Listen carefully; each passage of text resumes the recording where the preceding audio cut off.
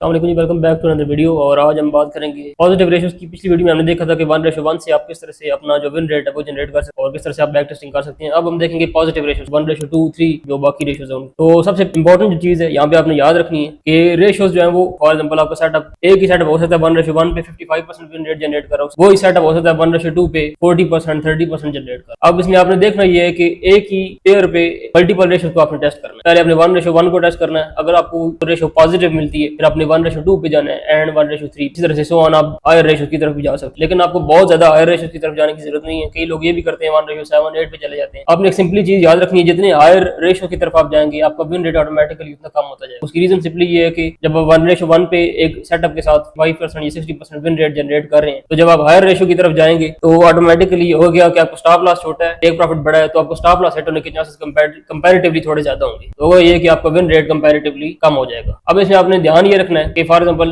आपके सामने S&P 500 है, वही सेटअप जो पिछली बार हम यूज कर रहे थे उसे कोई हम यहाँ पे भी देखेंगे। जिस तरह से यहाँ पे आप देख सकते हैं मार्केट आई, यहाँ पे उसने रीटेस्ट किया, हम फॉर एग्जांपल यहाँ पर बाय करते हैं, नीचे यहाँ पे स्टॉप लॉस देते हैं 1:2 पे हम क्या करते हैं, यानी जो स्टॉप लॉस है उससे डबल हम टीपी दे देते हैं, जो कि यहाँ पे हिट भी हो गया। लेकिन अब आपने यहाँ पे एक सिंपली चीज याद रखनी है, जब आप 1:2 की तरफ जा रहे होंगे और आप बैक टेस्ट पे जाएंगे, हो सकता है एक सेटअप 1:1 पे उतना अच्छा काम ना कर रहा हो सकता है वो 1:2 पे कंपैरेटिवली ज्यादा बेहतर काम करो, यानी विन रेट हो सकता है एक सेटअप 1:2 पे 40% जनरेट करो। फॉर एग्जाम्पल आप एक कोई भी सेटअप लेते हैं, जिस तरह से ये सेटअप है, हो सकता है 1:2 के साथ यानी आप $1 का रिस्क ले रहे हैं और आप $2 जो है वो अर्न कर रहे हैं, लेकिन जो आपका विन रेट है वो यहाँ पे 40%। हो सकता है एक विन रेट आपका जो 1:1 के साथ वो हो सकता है आपका आ रहा हो, वो हो सकता है आपका विन रेट आ रहा हो 50%, लेकिन यहाँ पे प्रॉब्लम ये आएगी आपको कि 1:1 के साथ अगर आपका 50% विन रेट आ रहा है तो आप ब्रेक इवन पर है। बनस्पत उसकी अगर आपका 1:2 के साथ 40% विन रेट आ रहा है तो आप यहाँ पे ब्रेक इवन पर नहीं रहते, क्योंकि 40% पे आपने $1 का रिस्क लिया हुआ है पर ट्रेड। तो आपका विन रेट अगर 40% आ रहा है तो आपने 40 ट्रेड्स में $80 अर्न किए और आपने जो लूज किया है वो आपने किया है ऑलमोस्ट $60। तो आपने यहाँ पे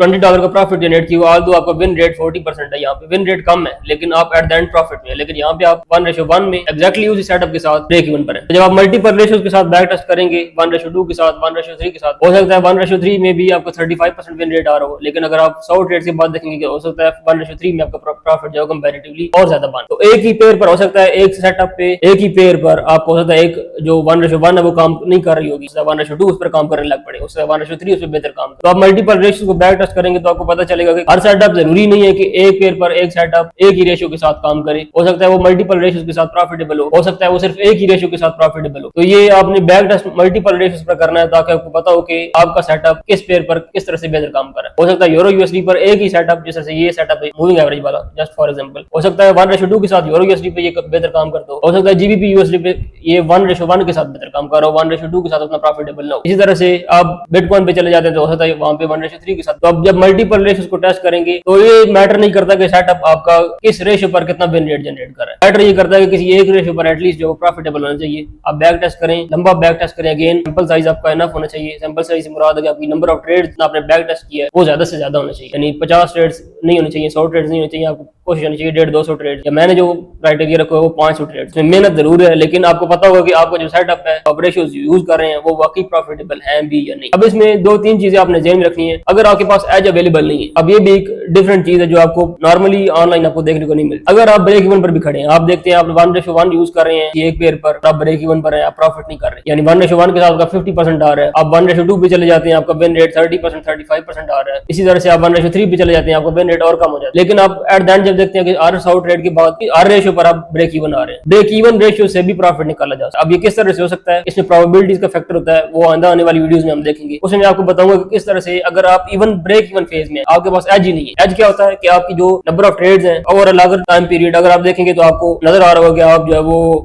पैसा जो बना रहे हैं, लेकिन एक फेज ऐसी आती है कि आप एक लंबे टाइम के लिए बैक टेस्ट भी करते हैं लेकिन आप ना पैसा बना रहे हो ना ही पैसा लूज कर रहे हो। जब भी इस तरह की फेज में आते हैं तो इसको आप ब्रेक इवन फेज कहते हैं कि आप लॉस में भी नहीं है, आप प्रॉफिट। अगर आप इस फेज में भी हैं फिर भी अगर आप प्रोबेबिलिटीज को अपनी फेवर में मोल्ड कर लें तो आप उससे भी प्रॉफिट। नेक्स्ट वीडियोस में जो आने वाली वीडियोस हैं उनमें आपको प्रोबेबिलिटीज किस तरह से अपनी फेवर में इस्तेमाल करनी है, वो किस तरह से काम करती हैं, किस तरह से विन रेट इवन अगर आपका ब्रेक इवन पर भी है आप प्रॉफिट में नहीं है, आपके पास एज नहीं है, यानी आपका विन रेट पॉजिटिव नहीं है 1:1 के साथ। इवन अगर आपका 50% विन रेट आ रहा है, मेरे पास कुछ ऐसे सेटअप्स हैं जो क्रिप्टो में यूज करता हूँ जिनका विन रेट मुझे पता है 1:1 के साथ 50%, लेकिन मैं फिर भी उनमें से प्रॉफिट निकाल लेता हूँ। और वो स्टैटिस्टिक्स को रीड करके उनको किस तरह से ट्रेड करना है वो भी आइंदा आने वाली वीडियोस में वो बताऊंगा। तो आपने सिंपली करना क्या है, एक पेयर लें, उस पे 1:1 पे टेस्ट करें, 1:2 पे करें, 1:3, एटलीस्ट 2-3 रेशियोज पर डिफरेंट पर उसको ट्रेड करें, उसको बैक टेस्ट करें। आपको पता चल जाएगा कि किस स्पेसिफिक रेशियो पर वो ज्यादा प्रॉफिटेबल हो सकता है। एक ही पेयर एक रेशियो पर प्रॉफिटेबल हो, दूसरी पर ना हो, तीसरी पर फिर ज्यादा प्रॉफिट। तो आपने अब बहुत क्या ऑनलाइन दिखाया जाता है कि जी ये ट्रेड है। अब वो यूज क्या करते हैं, मोस्टली लोग मल्टीपल रेशियोज यूज कर रहे होते हैं एक ही सेटअप पर, यानी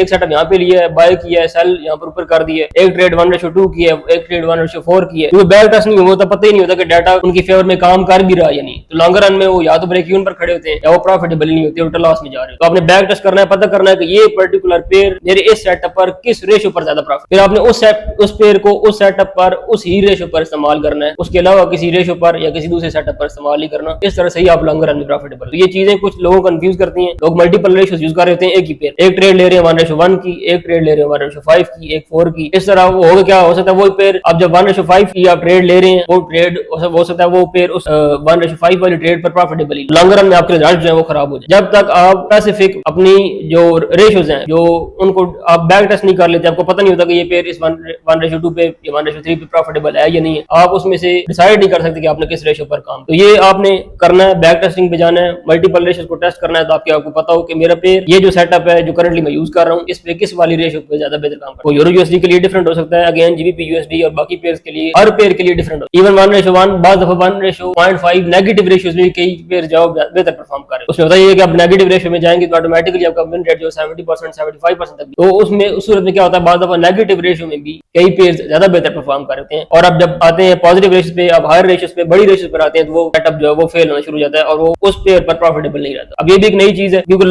ऑनलाइन यही दिखाया जाता है कि आपने ज्यादा से ज्यादा रेशियोज को टारगेट करना है, लेकिन आपने ज्यादा से ज्यादा रेशियोज को उस सूरत में टारगेट करना है जब आपका वो पेयर उस सेटअप पर उन रेशियोज के साथ प्रॉफिटेबल हो। अगर नहीं है तो आपने हायर रेशियोज की तरफ नहीं जाना, आपने लो रेशियोज की तरफ जाना जिन रेशियोज पर वो प्रॉफिटेबल है। दैट्स इट, ये सारी अपडेट थी। मिलते हैं नेक्स्ट वीडियो में। नेक्स्ट वीडियो में हम प्रोबेबिलिटीज को डिस्कस करेंगे।